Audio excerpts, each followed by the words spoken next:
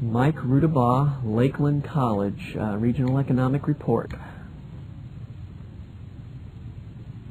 Community audit and critical skills shortage analysis. What you're looking at in this slide is the Southeast Economic Development Region with the 3 identified subregions for the CSSI study: Region 1 South, Region 2 West, and Region 3 North. At times, analysis will be covering all 3 regions at once at the aggregate level, and on some types of analysis we will break down to the individual subregions. The focus of this talk is to look at the Southeast Economic Development Region on a variety of issues concerning economic development and demographic characteristics of the region. Primary issues for the talk will be population, demographics, county business patterns, labor trends, income, and overall commuting patterns of workers in and out of the region. So, analysis will begin with the 6 to 7 topic areas over the Southeast Economic Development Region, and the first analysis will be on population.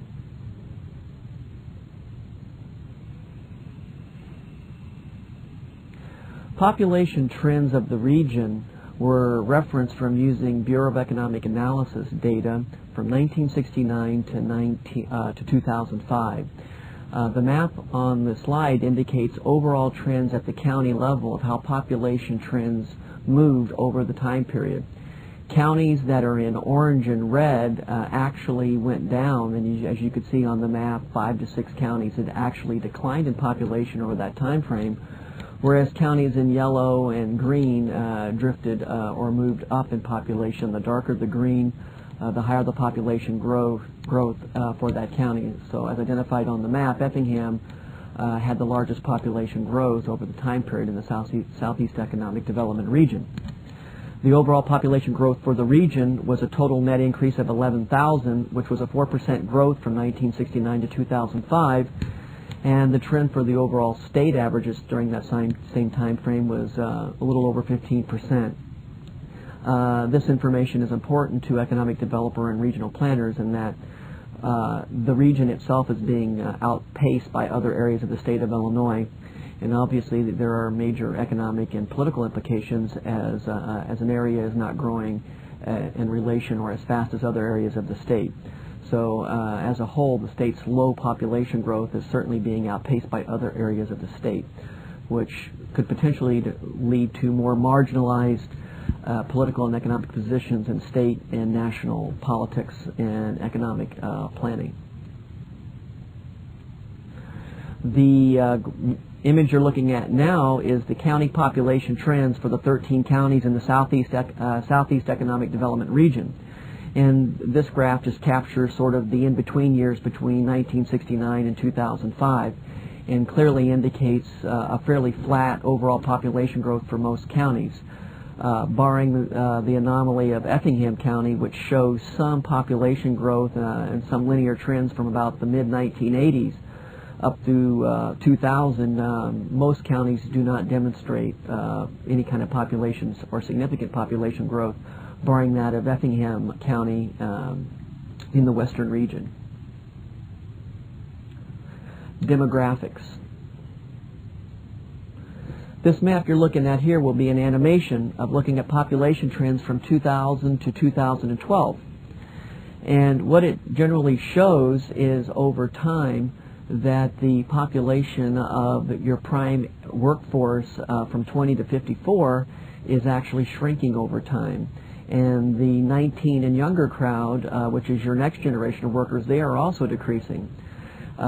These pie charts clearly demonstrate that the workforce is aging, and that from 2000 to 2012, the only age cohort that is growing in terms of percentage is over the age of 55.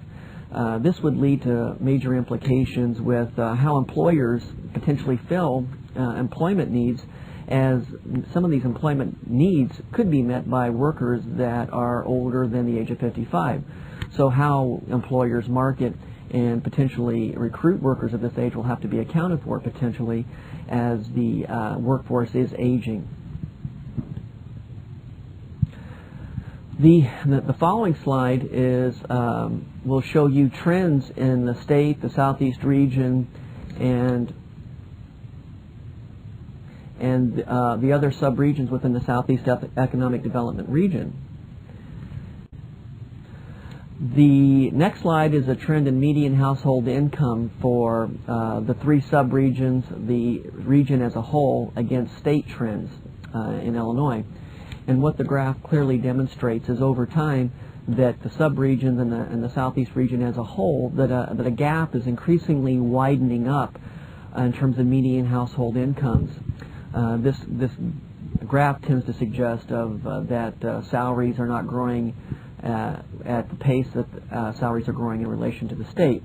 So this graph could have major implications in terms of how potential employers could be losing employees in the region as they begin to tap into other areas of the state with higher salaries. So this could be potentially one of these graphs in the presentation that long-term plans or strategic planning could lead to some suggestions of how we could potentially close this gap and potentially become more competitive with salary bases within the region. The following graph shows educational trends of workers in the Southeast Economic Region over the age of 25 in terms of educational attainment in relation to the state. When we look at the educational attainment of workers in the Southeast Economic Development Region, we can clearly see that the percentage of workers without a high school degree is fairly close to state trends. Where a real gap appears to open up is when we look at workers at the other end of the educational attainment ladder, and we can begin to see a significant gap between workers in the state versus workers in the Southeast region in terms of the percentage of the workers with some sort of post-secondary degree. This graph could potentially indicate that long-term planning should occur with education and industries of how this gap could be potentially closed and how it could benefit the overall economy of the region. That clearly about 22% of the workers in the Southeast Economic Development Region have some sort of post-secondary degree, whereas the number is around 32 to 33% in the state. That gap is potentially a source of economic development and workforce development issues that need to be addressed to diversify potential job recruitment and diversify the economy in terms of new economy industries.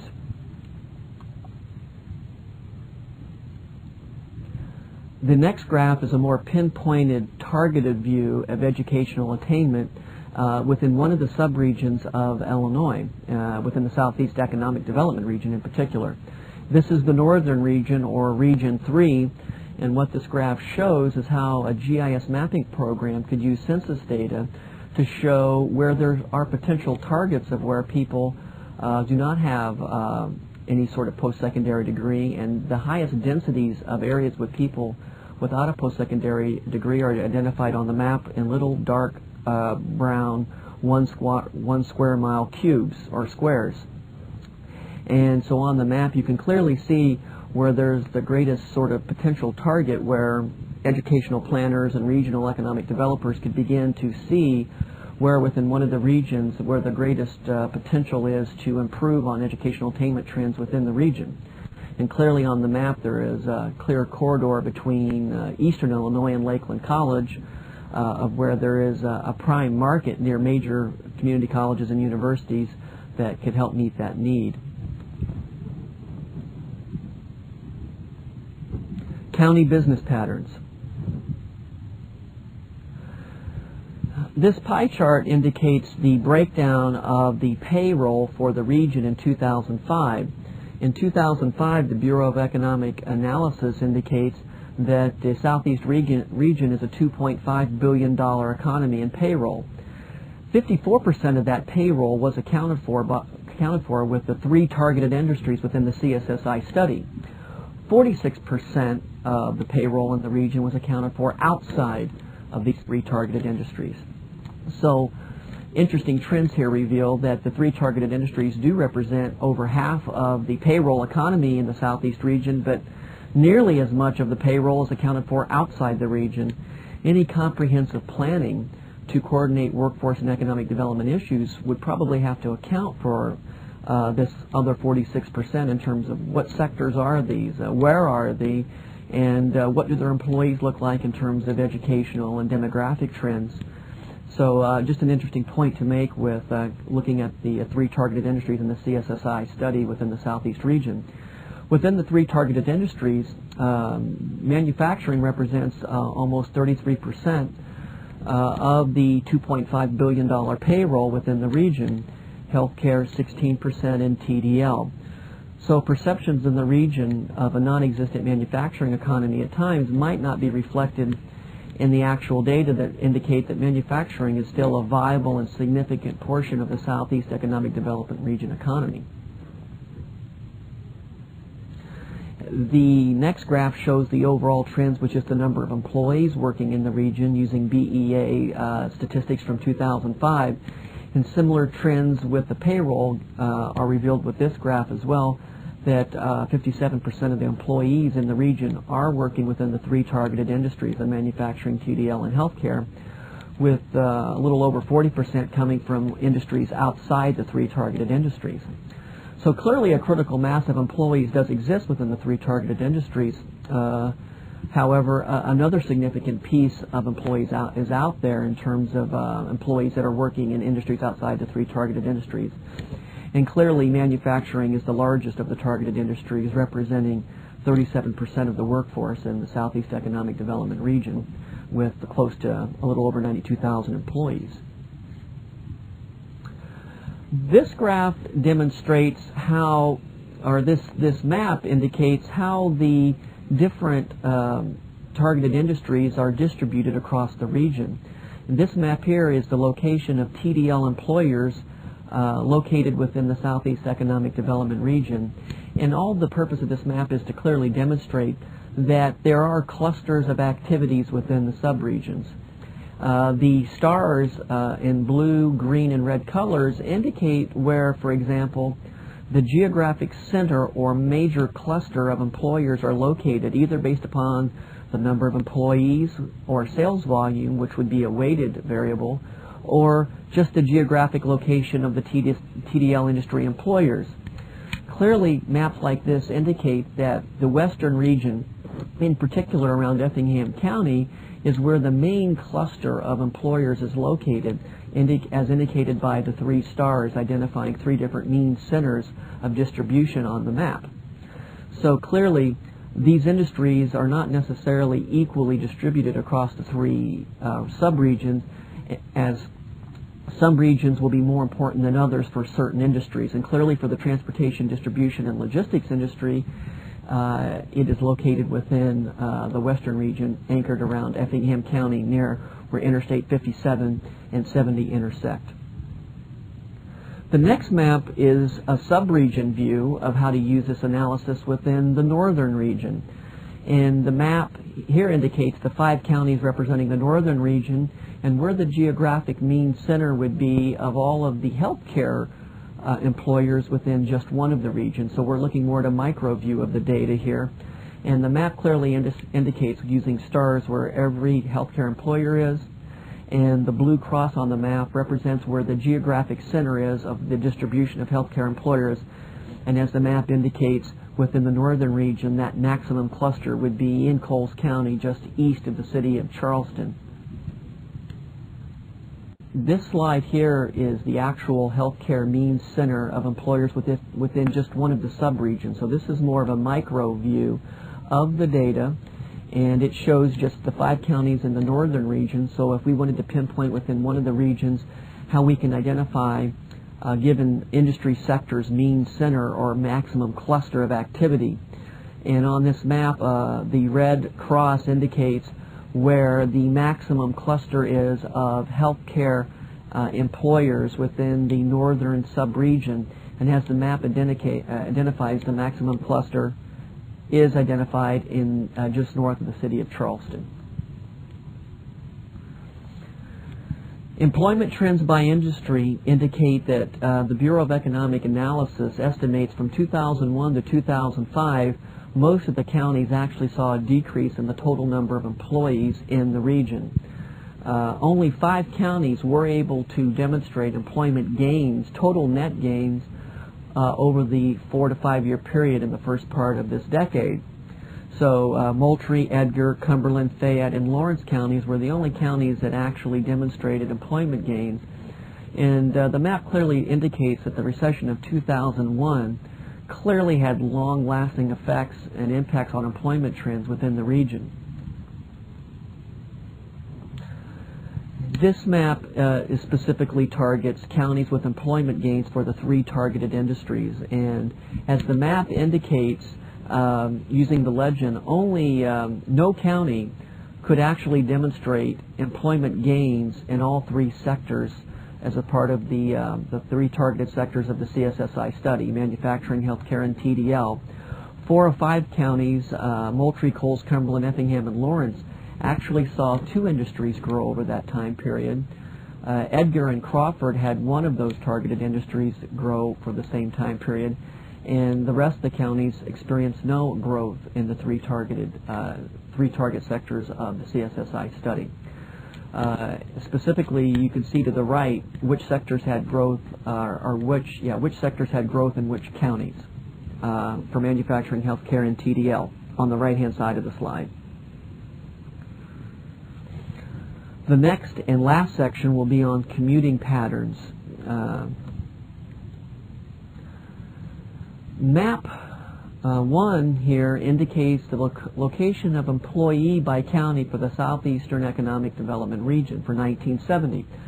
So this tells us where employees are coming from into the region, and the map clearly indicates areas in red, or counties in red, had 0, and as the shades go through orange, yellow, light green, and dark green, the number of workers coming from those counties increases. And clearly the most workers are coming from the counties within the region. But this map is to show you sort of the commuter shed of workers coming in to work within the Southeast Economic Development Region. The next slide will transition to 2000 to show how the commuter shed changed over time. In 2000, the first and obvious thing you should see is how the commuter shed has expanded to a number of counties that were additionally red have flipped to yellow and orange colors, indicating that those counties were feeding commuters into the Southeast Economic Development Region.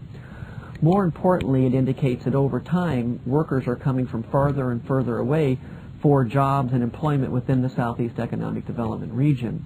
The following slide will attempt to put a number to how significant this transition has had on the percentage of workers within the region coming from outside the Southeast Economic Development Region.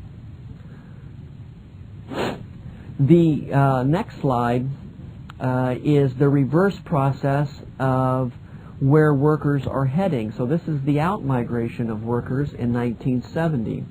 And this slide shows you where workers' destinations are for jobs from the counties inside of the region of study. Clearly, the dark areas in red and red, those counties have no workers from the Southeast Economic Development Region currently working in 1970 in those counties. Any county that has a color non-red has workers, and the number of workers increases from orange up through dark green. Clearly, most of the workers within the Southeast Economic Development Region was obviously within their home region, as indicated on the map. What we will begin to do is look at the commuter shed in terms of the out-migration of workers within the Southeast Economic Development Region. The next map shows you 30 years later how that commuter shed had changed or evolved for workers within the Southeast Economic Development Region. Clearly and obviously, the map indicates that increasingly a number of counties that were red now have again flipped to oranges, light greens, and yellows, indicating that indeed workers from the Southeast region are migrating out to counties further and further away from their home region. Obviously, this has impacts on the length of commutes and the percentage of workers in the region that no longer work necessarily locally.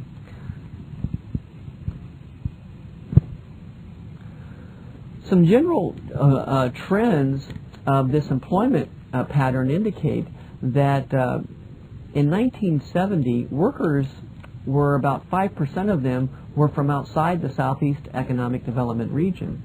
By 2000, 11% of the workers were were outside from the Southeastern Economic Development Region. The implications of this is that workers obviously are increasingly being pulled upon from areas outside the Southeastern region. This not only refers to workers coming from outside the region, but increasingly workers are leaving the region as well.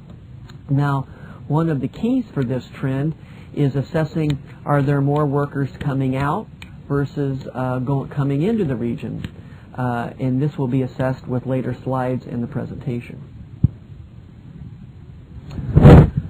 Key questions that will need to be asked of these commuter maps are, why are workers increasingly being pulled upon from outside the region? This will be a critical outcome of the CSSI study, in that employers, economic developers, researchers need to really assess why this trend is happening, and also in turn why are workers increasingly leaving the region in reverse of this.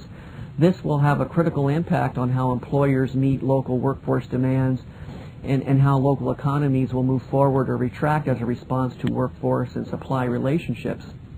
One thing that the commuter patterns do indicate is the growing sense of regionalism between the southeastern region and the counties adjacent and further out from the southeast region. In terms of commuter patterns, apparently that our local economy is getting more connected to counties outside the region. And this clearly indicates that workers in the region are becoming more interconnected with county economies, not only inside the region, but outside the region as well. Commuting known patterns indicate that an economic node, as identified by the state of Illinois, is an area where major industries are located, and the in-commuting is greater than the out-commuting by workers. When looking at the county commuting patterns for the 13 counties within the Southeastern Economic Development Region, only 4 counties met this criteria of actually bringing in more counties than sending out. These 4 hubs of employment were Coles, Effingham, Clay, and Crawford. These trends would have to be clearly accounted for by regional planners and economic developers in terms of assessing which counties are operating as epicenters for potential local economic development. These counties in 2000 clearly indicate that they do have a net inflow of workers versus outflow of workers.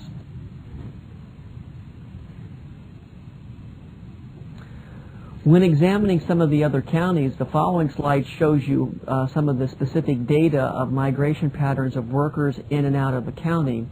The 4th column indicates whether or not it had node status in 2000, and from the table you can see some of the counties within the Southeastern Economic Development Region in 1970 and in 2000, and you can begin to see how the migration in and migration out patterns have changed. Clearly more people are coming in and out from 1970 to 2000. That's clear by the data. But it's also clear that the migration out patterns are clearly greater than coming in for most counties. So this table provides a sense of some hard numbers of the net gains and losers in terms of commuting patterns in the region. The following maps will be more of a sub-region view of the commuter sheds of where workers are kind of the out-migration of commuters in the southern region. So the following map shows the 4 sub-region, or the 4 counties in the southern sub-region, which was Region 1 of the CSSI study, and you can begin to see where workers are heading in terms of the southern region's commuter shed. And clearly on the map, this sub-region's commuter shed has increased, and in particular for the southern sub-region is the role of these counties beginning to send workers at an increasing rate into Indiana, as identified by the rise of Knox County and many of the other counties around Vincennes, Indiana. The following map is the commuter shed of where workers are heading within the western region, which was Region 2, Effingham, Fayette, Marion, and Clay.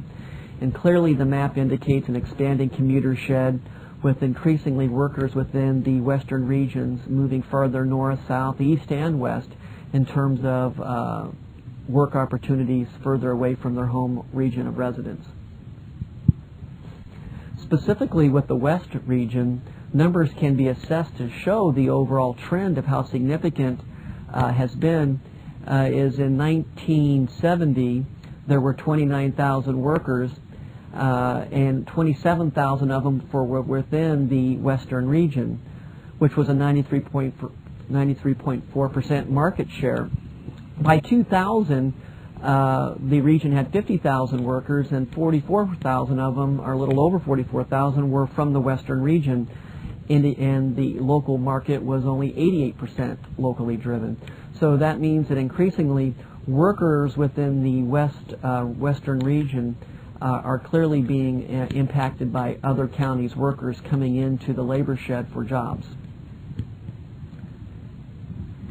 Region 3 shows the trends for the northern commuting trends, or Region 3, 1970 versus 2000, and again a similar trend is revealed when looking at the two commuter sheds for 1970 and 2000 side by side.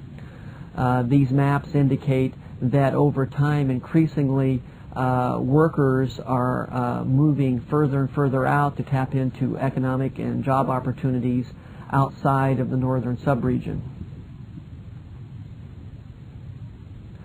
Specifically, in 1970, we can see that 91% of the labor market remained local with commutes, whereas by the year 2000, this number had dropped down to 82% of the labor market remains local with commutes. This clearly indicates a sign over the 30-year time frame that workers increasingly were migrating outside of the northern region to access opportunities in employment markets outside the region. Specifically, just to show in detail, where were they heading? In the year 2000, the counties on the map indicate the top 5 destinations of where workers within the northern region, where they were heading. And clearly, the map indicates that the regions of prime destination for northern subregion commuters was Vigo, Douglas, Macon, Effingham, and Champaign counties, and they are identified in black on the map. To show how significant these counties are to the regional economy of the northern subregion, these counties represented 8.15% of the destination of workers in 1970. By 2000, these counties then had now represented 13.67% of the workers were now working in these 5 counties. So clearly over time, increasingly workers from the northern subregion are migrating out to counties outside the region. And here are the maps side by side again showing in-migration patterns for 2000.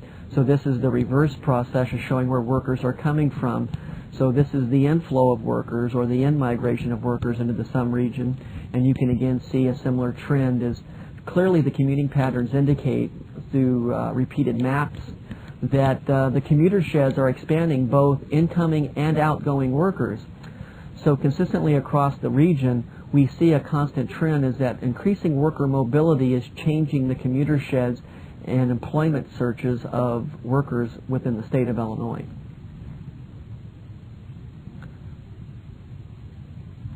This map shows for the northern subregion where workers are coming from, and these are the top feeder counties into the southeast region in terms of where sources of workers are coming from.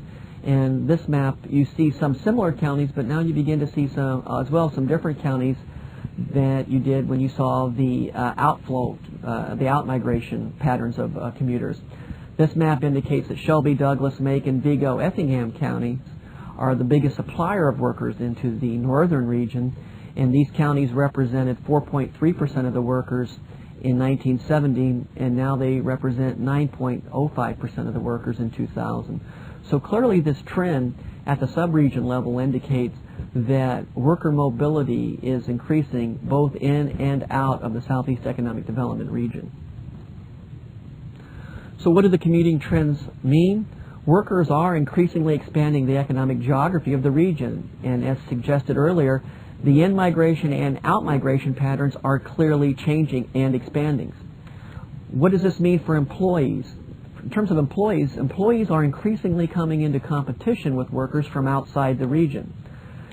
Also, you could argue that for employers are also in turn increasingly coming into competition with employers outside the region, as workers have demonstrated increasing trends to being able to tap into employers and job opportunities outside the region. So clearly it cuts both ways in terms of employees and employers are increasingly seeing competition from outside the region. Of interesting note, the flow of workers is clearly moving out faster than the flow coming into the region for work, as identified with the commuting node study. Questions for regional leaders is, in terms of political and economic and educational networks in the region, is this trend truly sustainable in today's environment? Will the cost of energy, as it is increasing, how will that effectively impact maybe some of these commuter trends in the future? Are we reaching the tipping point of what regional commuters can economically tolerate for expanding commutes? So clearly, and also, what would the science look like if we are approaching this tipping point? Clearly, the region has over time been connected to expanding commutes both in and out of the region. As gas prices continue to go up in 2008, interesting questions should be posed to regional leaders as how will these trends effectively impact a region that has more out-migration than in-migration, and what would be the implications to workers that can no longer viably afford longer commutes? Clearly the stakes are high, and the answers to these questions will be significant to any comprehensive strategy for any workforce and economic development future plans.